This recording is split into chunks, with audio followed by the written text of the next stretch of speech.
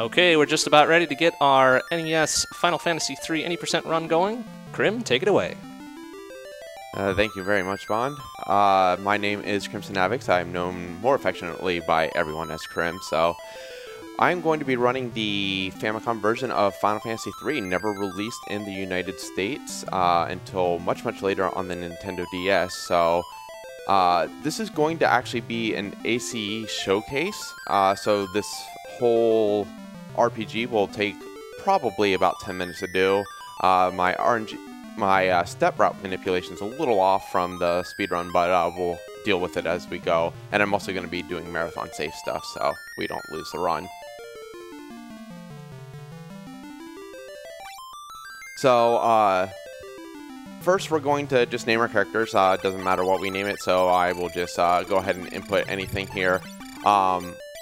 As you can see, we actually start off with the Onion Knight sprites. Freelancers did not exist in this. They started off as Onion Knights, but you could also get the Onion Knight equipment laid in the game to make them super powerful once you leveled them up to really high levels, which we're not going to do because that takes too long. But I will give a countdown and then we can start the timer for this. So 3, 2, 1, go.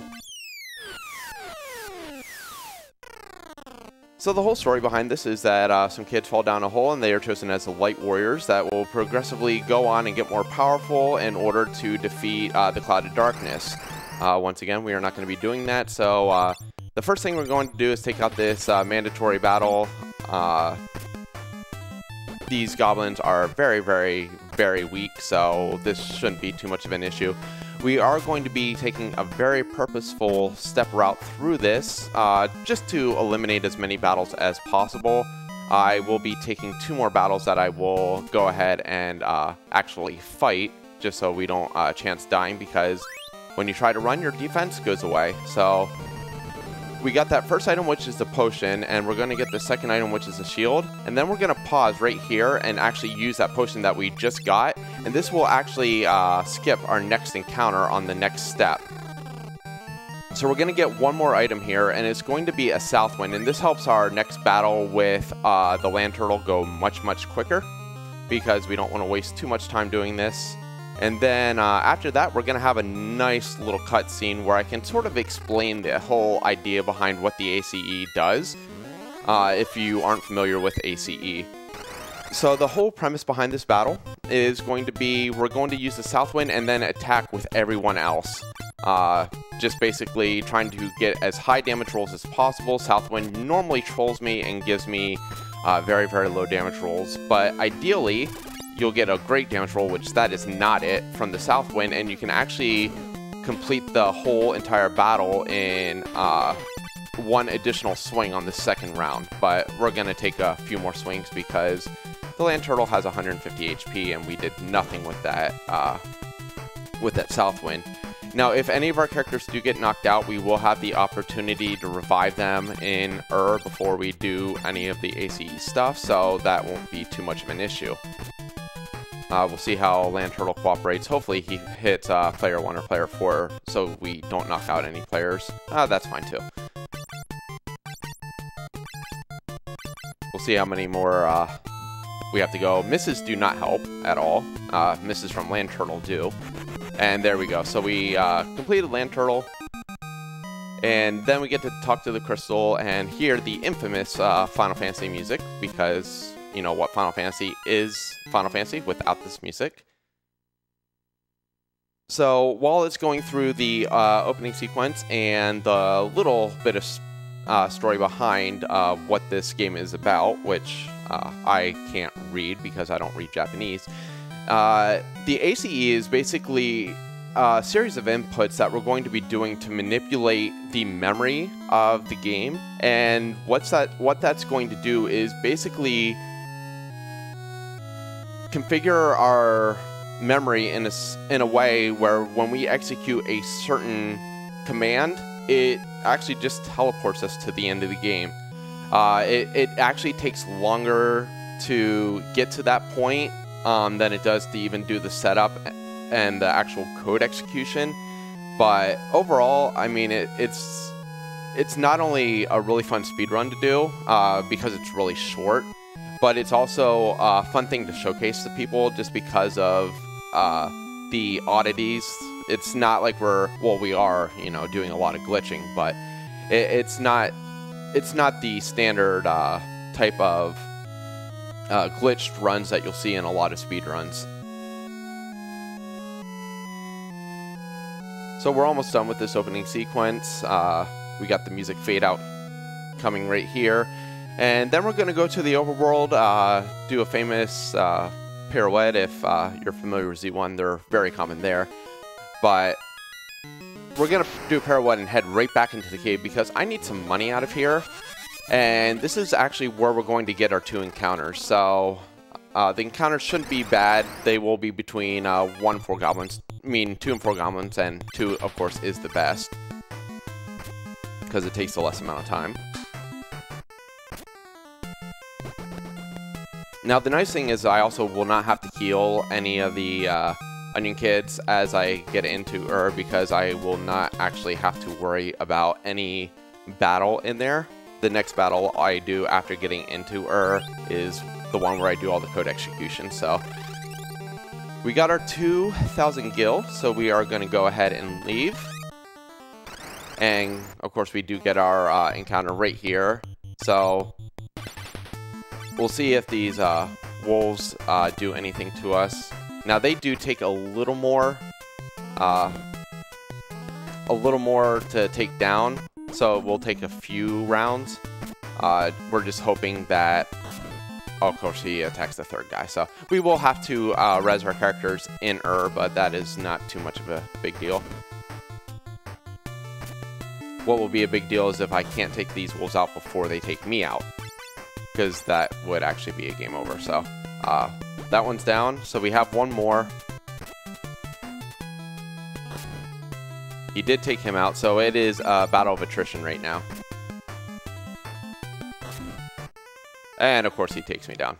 So what we will do one without run manipulation. It is actually possible to do, so we will go right back in and do this again. So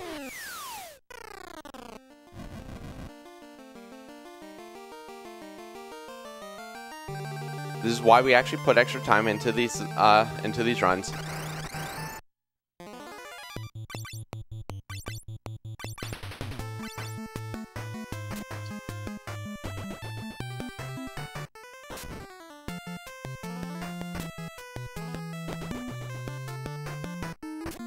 Okay, so goblins down. So the big thing is without the route manipulation, I actually do not know where to use a potion, so I will just have to arbitrarily use it throughout the course of walking through here, just because I don't want it in my inventory.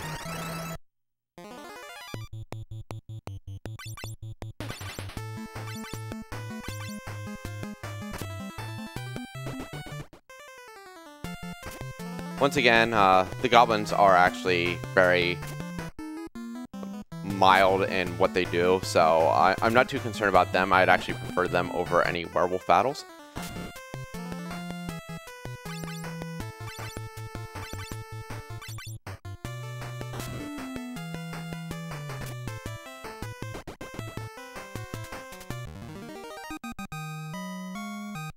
Okay, and this one's done. We got our level ups.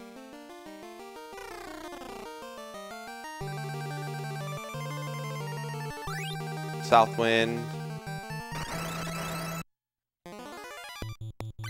Now these guys can hit a little bit harder. I should be able to clear through. Luckily this is not like Final Fantasy 1 and 2 where if you use your attack on an enemy that is killed, it does not your attack will not miss. It will just actually transfer to another enemy, which is really convenient.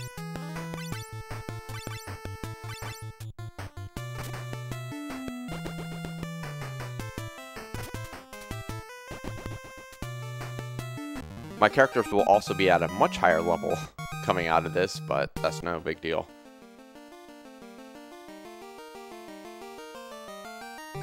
So this is probably our last encounter before the land turtle again.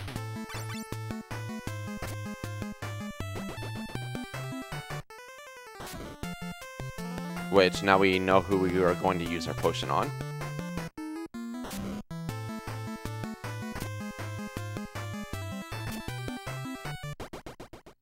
And if all of our characters want to miss, that does not help either.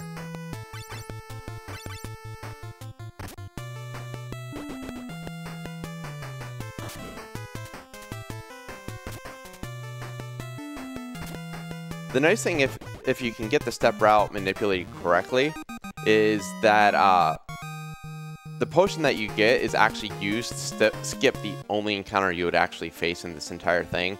I would have loved to have that set up because then I wouldn't have had to worry, but as I said, we will do what we can with what we have and take on the land turtle again.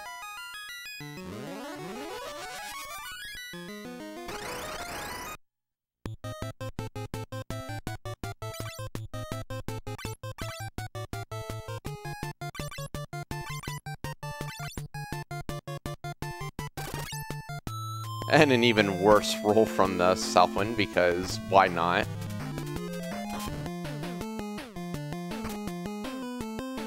But of course the land turtle gets the good rolls.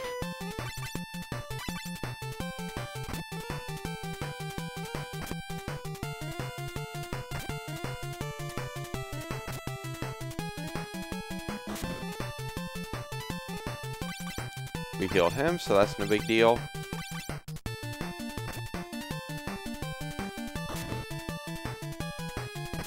He's still alive, we're good.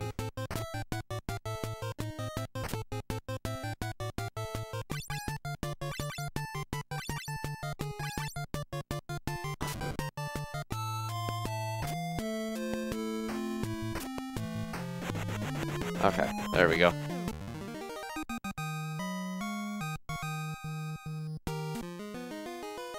Alright, so, yeah, we get to do this whole crystal sequence again, so if, Mr. Vaughn, if you have anything that you maybe want to say a little bit more about the charity or any donations, feel free to. Sure thing. Now, in addition to the challenge that 006 will be doing in the next run, we do have a number of donation incentives that we haven't even been able to describe before they were met. Let's go over those real briefly, give you a taste of what you have to look forward to. If we had met $500 in total donations by midnight tomorrow, which we already have, obviously, Flying Marlin's Pepsi Man run will include the cutscenes. That's always a good time. Pepsi Man is a hilarious game. If we had met $750 in total donations by 7 o'clock tomorrow morning, which we have, obviously, Scarian's run of Tap Runner for the Wii, or is it GameCube? Wii, thank you. We'll add Tap de Papaya, the theme song, to his Let's Tap run. If we had met $1,000 in total donations by 10 o'clock tomorrow morning, which we have, again, obviously, myself and Boris, the co-op run of Double Dragon 2, will include a bonus co-op run of Mode B immediately thereafter. An upcoming vid war that we have, which closes at 3:30 a.m. tomorrow morning, you can choose between Tiny Heads or Big Heads for Scarian's The Incredibles Rise of the Underminer run. The next bid war after that, which closes at 7:30 a.m.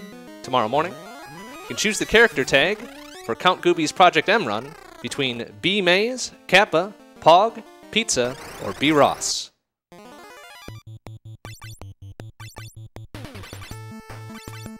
Awesome.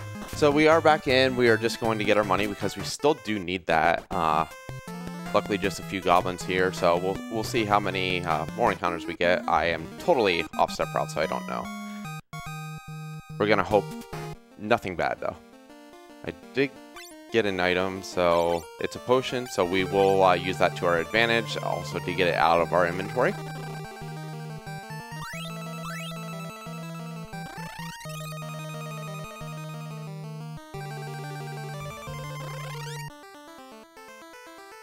And we did make it to town. I do got a palace right before I go into town. That's just to help out with everything else. And then, first thing we're going to do is we're going to go to the inn and buy 3 items, or 5 items. We're going to buy 1 of the first, 2 of the second, 2 of the third, and leave. then we're going to do something that makes no sense whatsoever. We're going to go play the piano. So enjoy the tune. Everyone gets an applause, we leave. Luckily, in step route doesn't matter, so if I accidentally take a few extra steps, it will not hurt me. Next thing I'm going to do is I'm going to go to the armor shop. There are shields for sale in here, and I'm going to buy 20 of them. We're going to leave, go to the weapon shop, and we're going to buy a few weapons as well. And this is all for the setup of the code manipulation. So we have all the stuff that we need. Time to equip our second player with 2 shields. And then we are also going to sort our items. We are going to swap the dagger and the potion, move the potion into the 4th slot in the first column, and we are going to go try to find our encounter up here. Does have this little bit of land up here that you can get an encounter in. We have some werewolves, but that's fine. So we are going to throw that dagger that we unequipped from player 2 at one of the werewolves, and now we are going to have some fun. We are going to be playing swaps. We're going to be continuously swapping shields and daggers. Basically, what we are doing here is we are filling up our inventory with individual shields and daggers.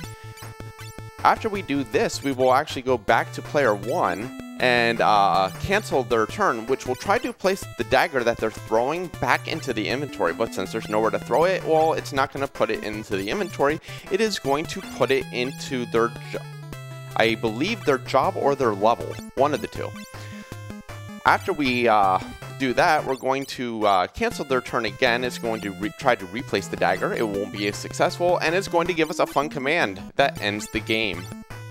So we're about halfway there. We're getting our shields down to a total of 6. So we have about 6 more shields to go, 6 more daggers to go.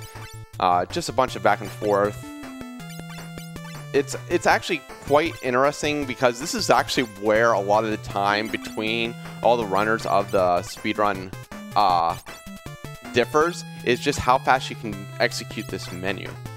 So the way the controls are, they're really like jerky, so you have to be very careful in your inputs, not to press up too many times, down too many times, anything like that.